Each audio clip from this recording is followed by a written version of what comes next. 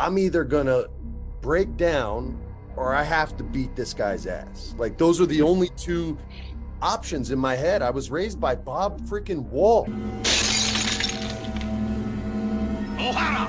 And I had so many people try to get me to comment on it, and I just think I refused to do it.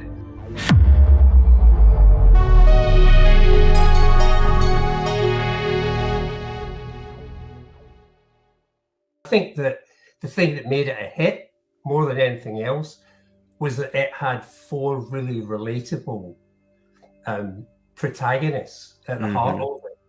And more importantly, it was about something that was really familiar to our target audience.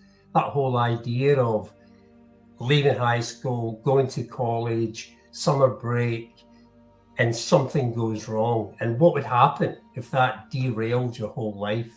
Oh my God. I think he's dead. We can't just leave him. Make a pact. Right here and now we take this to our grave. And that was something I think that everybody could sort of grasp onto. Oh, for sure. And those protagonists, they ended up, becoming really big stars. You had Freddie Prinze Jr., Sarah Michelle Gellar, Jennifer Love Hewitt. I read an interview, actually. I want to get your thoughts on this, because Freddie Prinze Jr. came out, I think, this year and was talking about how that you didn't really want him in the movie. Yeah. He wanted a different actor, a really good actor named Jeremy Sisto, who I know and I like and respect very, very much. And you wanted a guy named Jeremy Sisto in the film. This is, all that came out from Freddie, and I think partly because he was launching his own podcast and wanted something to stir up some controversy. And I had so many people try to get me to comment on it, and I just think I refused to do it, because at the end of the day, if that's what Freddie believes, that's what Freddie believes. I can't change that. Sure. He was very direct in the fact that I don't want you in this movie. However, it's not true. Almost everything that he said there is a spin on reality.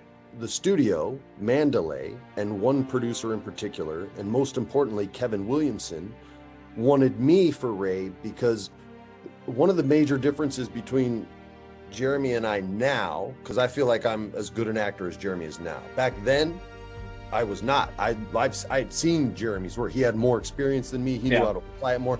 So I could acknowledge that he was the superior actor at that moment in our careers. But he has this edge to him that I didn't have. And it makes you think he could be a bad dude. You know what I mean? And that kind of, I felt, gave away a lot in that last scene with Ray on the boat where he's like, come aboard, come inside. I felt like it, in hindsight, that it was, too much of a giveaway. Whereas I was Sweet Boy Freddy, he would never hurt a fly. And that seemed to be a more attractive red herring to Kevin and Stokely, the producer I know, who have my back. The truth is, and I've said this since the movie was released and during the release, I fought for Freddie to be in the movie. And the only reason he was in the movie is because I wanted him to be in the movie. So I don't know where he gets the thing about I didn't want him. And Jeremy Sisto, it's kind of a shame that Jeremy's been dragged into this. Jeremy was one of those actors at that time, like Ryan Phillippe, who was a maybe big star. There was a whole raft of those young male actors in Hollywood who had potential to be like the next Brad Pitt. And everyone talks like that when you're casting a movie, like I know we did last summer. And so I had looked really hard for the person to be Ray, the character of Ray, which is ultimately Freddie's character. And he came in, and I really liked him a lot. The studio didn't. The studio just didn't think he was right. He wasn't sort of physical enough for them.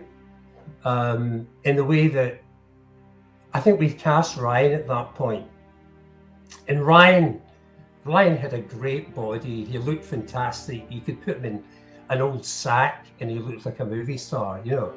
And Freddie just looked more like a normal guy. Hey guys, if you want to look more like Ryan Phillippe than Freddie Prinze Jr., then you need to start working out and eating good. And to help get you started, you can download the FirstForm app linked in the description below. You'll be set up with a live advisor on the other end who's going to help you with your diet, nutrition, and training.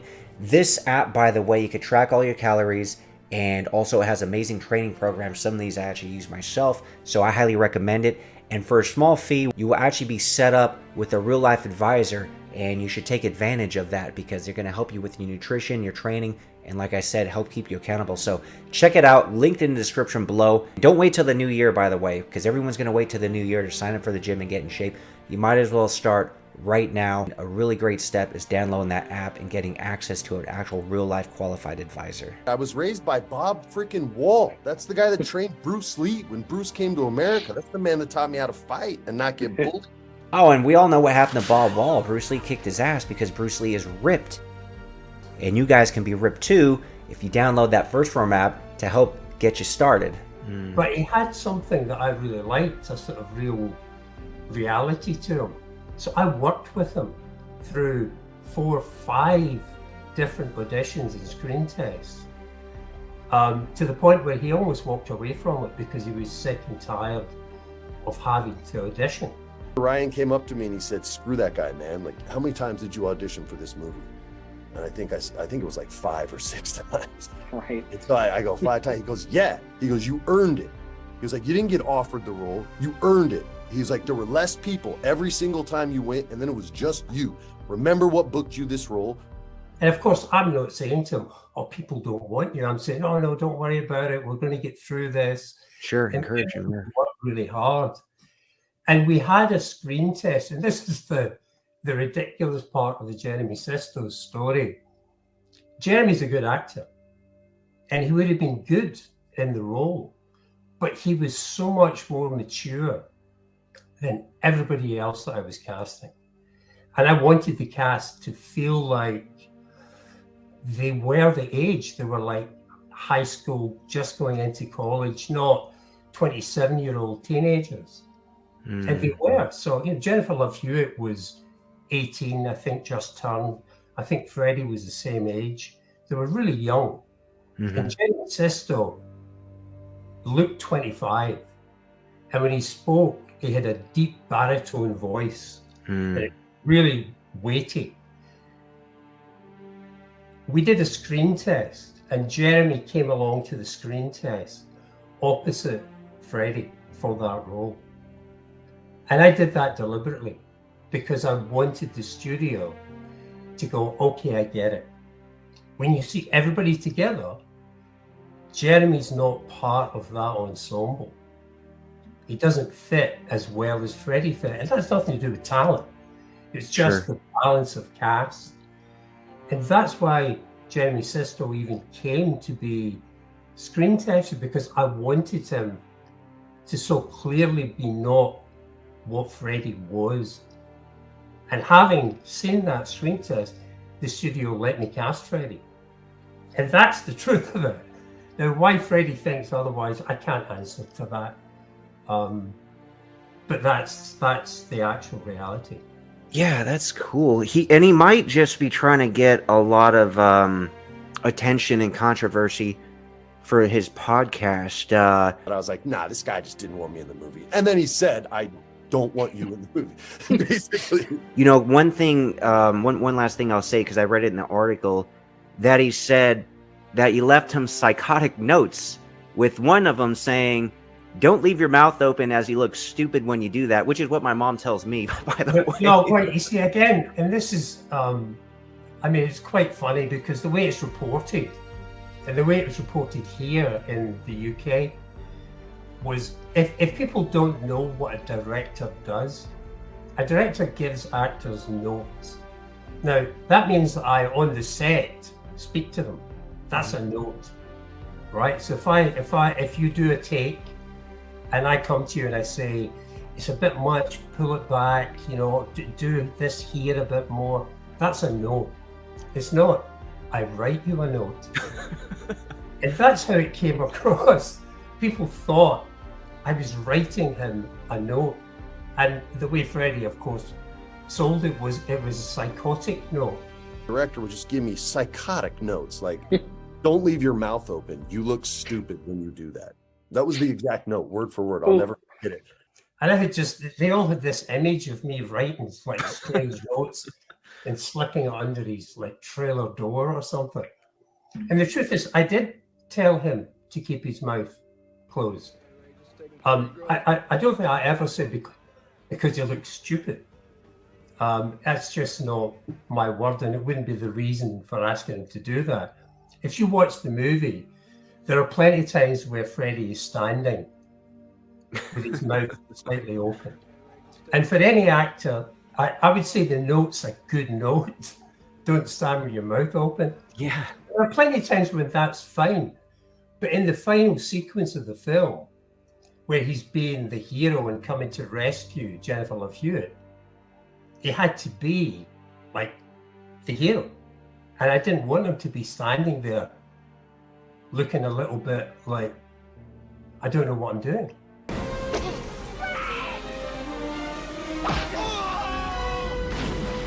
So I did 100% say to him, in fact, I would be off camera sometimes and I go,